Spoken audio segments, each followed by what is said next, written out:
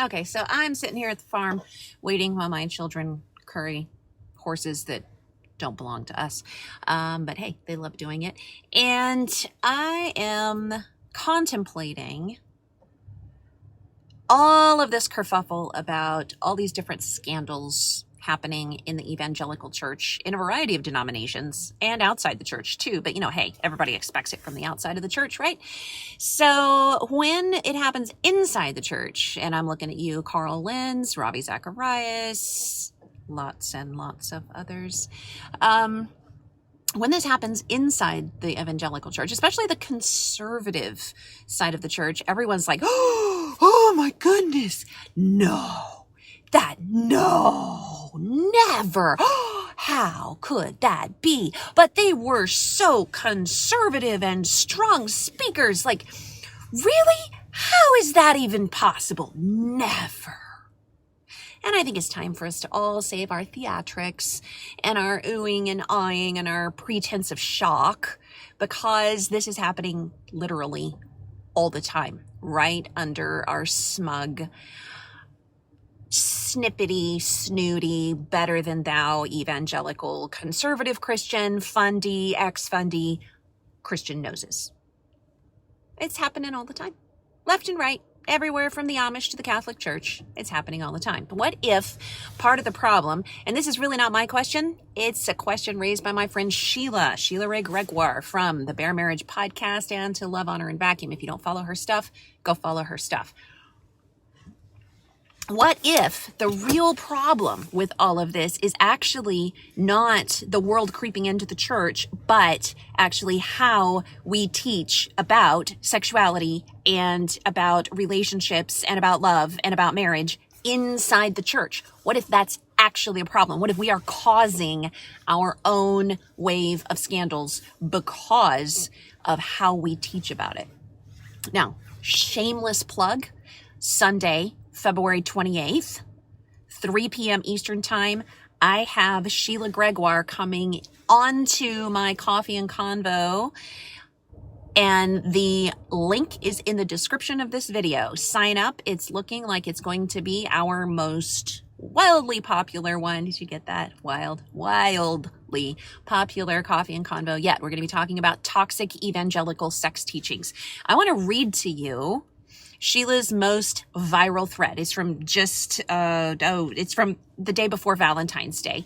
And the crazy thing is, I can't keep resharing it because the Facebook algorithms have blocked it and they won't let me keep sharing it. They say everyone's trying to collaborate to promote fake news or false statistics or whatever. Anyway, her post on this has triggered blocking algorithms. So I'm just doing a video about it. Instead, I'm going to read from some of her stuff though. So this is not my content. It's hers. She's done an incredible amount of work. They've surveyed 20,000, mostly Christian women. And as a result, and this is a survey that's now been approved to go into peer-reviewed journals. So scientific study, not just like random casual questions.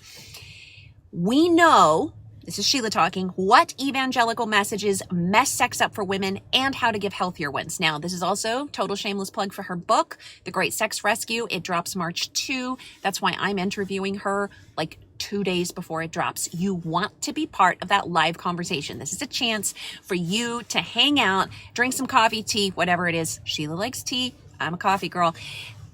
And interview with us, like live on Zoom. Now, if you can't make it to the live on Sunday, February 28th at 3, that's fine. Register. You can catch the replay. But come on, how often do you and I get to hang out with Sheila Gregoire all the way up from Canada and just drink coffee and talk questions about this kind of stuff, live, interactive? It's awesome. So let's see what else Sheila has to say. So this is her. We're all bemoaning the celebrity Christian culture that led to Ravi Zacharias and Carl Lenz and so many more sex and sexual abuse scandals. Oh, by the way, share this. Let's wreck those Facebook algorithms, huh? Share this video. Hit share right at the bottom. Drop me some love. Send your shocked emoji and you can be like, oh, there. And it will drive up Facebook algorithms for this video to still get the message out there, since they don't like the screenshots of Twitter and they don't like the actual posts and links. Okay. So, but what if the problem is not just or even mostly Christian celebrity culture? What if it is our core evangelical view of sex? Yes, celebrity culture gave these men and so many others more access to victims, and it gave them cover for what they were doing. But it was not, repeat, not celebrity culture that taught these men and so many other Christian men like them to objectify women. Our evangelical culture, Christian culture, did that all on its own. Horrifyingly, in the name of Jesus. That's my ad lib to Sheila's post. Take the Every Man's Battle series of books. By the way, I did a scathing, thorough, point-by-point review of Every Man's Battle. You can find it under Survivor Dumpster Fire book reviews, both on Facebook page and on the YouTube channel. Take the Every Man's Battle series of books. Every Heart Restored says, because of male hardwiring, men don't naturally have a Christian view of sex. Every Man's Battle says, we find another reason for the prevalence of sexual sin among men. We got there naturally, simply by being male. In other words, God created you for sexual sin because he created you a man. Hold on a second. Hold that thought. Can you give me a minute? I'm on a live video. Go right over there to the rocks. Yes, I'm on a live video. People are watching. Thank you. Shut the door. Woohoo! Mom life. You got that? The Evangelical 4 million plus books sold says men are created to sin sexually. That God-given male sexuality and the objectification of women are one and the same. Our evangelical books tell men God made you to objectify women and see sex as only physical. Your sexual sin nature is innately given to you by God. You can't help it. Do we not see problems with that? I mean, these have sold millions of books. Parents have bought these books and given them to their teenage sons, which creates the next level of generational addiction to sex, objectification, pornography, self-gratification, and not living with the fruits of the Spirit. Yes, that's me ad-libbing. Sheila again. Tim LaHaye in The Act of Marriage echoes this. Women must cultivate the problem of visual lust, whereas men almost universally cope with the problem just because they're men. So if men can't help it, what's the solution? Women. It is women who keep men from sinning. Now is the time for you to drop all those shocked emojis again, or maybe some angry faces. That works too. Every Man's Battle says of lust, once he tells you he's going cold turkey, meaning quitting porn addiction, be like a merciful vial of methadone for him. Methadone, for those of you who are not up on addiction recovery, is the drug they give you to get you off the drug that you're trying to quit. So basically, objectify yourself while he's deciding to stop objectifying women. Be a tool he uses, which means you're still being used like a drug, not a wife, not a whole human, not being honored and respected, just being used like methadone, temporarily used, because you're supposed to get off methadone too. In the book Sheet Music, Kevin Lehman tells women to give husbands oral sex or hand jobs during their periods or postpartum phase because they are difficult times for him. A husband can't be expected to withstand temptation by himself while she's cramping, bleeding, or recovering from birthing his child. Lehman also says either you have a love affair with your husband or somebody else will, meaning your husband has absolutely no choice in the matter. Emerson Aggarich, in Love and Respect, says, quote, the cold, hard truth is that men are often lured into affairs because they are sexually deprived at home. Okay, how about the thousands of women that I've worked with who were very sexually available to their husbands who were still in raging pornography addiction or sleeping with other women? And if women get upset with this, well, Emerson Aggarich says, we need to realize that men have needs women can never understand, so you just deal with it. Love and Respect literally says, quote, if your husband is typical, he has a need you don't have. In other words, you can't understand it, deal with it. He can't not be sinning in this area.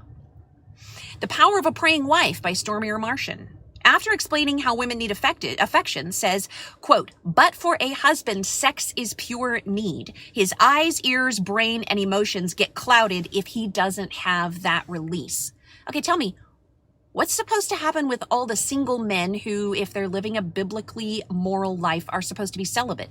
Are they like having their eyes, ears, brain, and emotions completely clouded because they're not married and not having sex all the time whenever they want it on demand?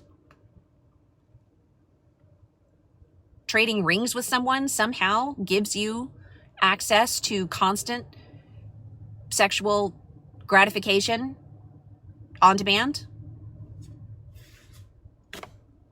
The illogic is astounding.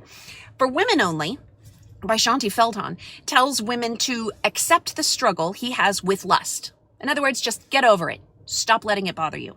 Love and Respect says, if your husband feels that you do not respect his struggle and his maleness, he'll pull back. In other words, you need to accept men's lustful, sinful nature, or you're disrespecting them, and it's your fault if he has an affair. This is typical of evangelical resources. It's the idea that men need sex in a way that women don't. Evangelical resources tell women you have no right to say no, do not deprive him. Intended for Pleasure, another book, says, quote, "The only activity that is to break regular sexual relations is prayer and fasting for a specific cause." Now, I get it. That's a twisting of an actual Bible verse, but it is not to be used for addiction in and owning and denying the personhood of another person. I'll be on in a minute. Amy, I love your comment. This is demeaning for men as well. It paints them as animals with no control. I've had people ask me, hey, why are you just men bashing? I'm not men bashing. I may be sin bashing. I'm abuse bashing, and I don't like to even call it bashing. I think that's really a misnomer. What I want to do is communicate to women and men that I believe men are higher and holier than this. I believe, dudes, I believe you're better than this. I refuse to participate in a Christian culture that says that you are completely incapable of self-control and of being a Christian, a Jesus follower who actually incorporates the fruit of the Spirit into your life, which includes patience, love, kindness, joy, gentleness, faithfulness, and self-control. I think you're capable of that, guys. I believe that with Jesus, you are better than this. And I believe that God's standard for men and women is to be better than this. That's why I say what I say. That's why I write what I write, because I refuse to accept a half-baked standard for men that really implies that you're no more than overgrown children. I think that's insulting to you. I think it's insulting to the women who perpetuate it, and I think it's insulting to our boys and our sons. We are made for better than this. I'm tired of Christian culture insulting men. It's not just about, oh, well, they blame all the women. No, you're telling men they're incapable. You're telling men they can't be like Jesus. You're telling men that they are okay and should just expect to be perpetually immature. I disagree. Men, I think you're awesome. I think you're capable. I think you have the strength and the determination to be like Jesus. I believe in you. Okay, I'm going to stop my soapbox now. I may have to cut that clip out. Anyway, so Sheila continues to say, when women don't put out, the evangelical books tell us men naturally become predators. The book, The Act of Marriage, describes a husband who raped his wife while she was kicking and screaming. That's a quote. On their wedding night. It describes her as equally unhappy as his rape victim because later she never embraced sex in their marriage. Go figure. I wonder why. The book His Needs, Her Needs, which is horrific, says, quote, he is pawing and grabbing because he needs something very badly. Many men tell me they wish their sex drive weren't so strong. As one 32-year-old executive put it, I feel like a fool, like I'm begging her or raping her. Do you see my little photobomb there?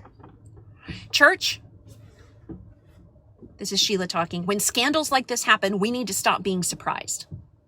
These men are acting out exactly what our Christian resources have told us.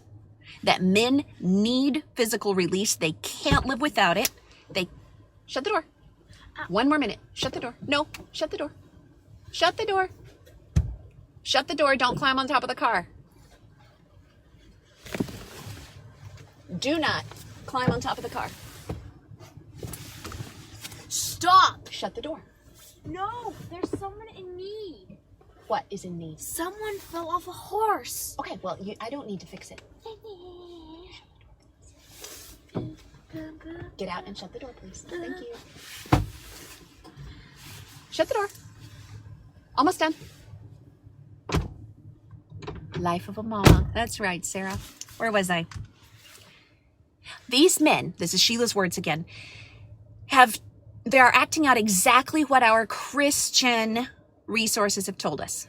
That men need physical release, that they can't control themselves without women's help. Yes, someone fell off a horse. I'm dying. I don't think anybody fell off a horse. And if they did, I'm not the horse trainer, so I'm good. And that if they don't get help, they will become predators. In other words, women, if you don't put out often enough, it's your fault. He's turning into a predator. This is not, I repeat, this is not how the Bible defines sex. In Scripture, sex is not just physical. Sex is intimate. It is mutual. It is pleasurable for both. It is not just about a man's physical release, no matter what Emerson Eggerichs in Love and Respect may say. It is a beautiful picture of mutual intimacy and passion. And until we start talking about a true biblical sexual ethic, we will continue to have these scandals on the front pages of our magazines because they are only reflecting what's already happening in our bedrooms, in our homes, and in our marriages. Chew on that. And share it. And go sign up for Toxic Evangelical Sex and join Sheila and me free February 28, 3 p.m. Eastern Time. And yes, I see Sheila saying, I have a child invasion. My kids is in so much trouble when you're done. Oh my goodness. They're not in trouble. Their lessons are done. And it's time for me to go be mom. Alrighty. Throw down the comments. Share it everywhere. Overcome Facebook algorithms that don't want this kind of message to get out. And tell me what you think. See ya.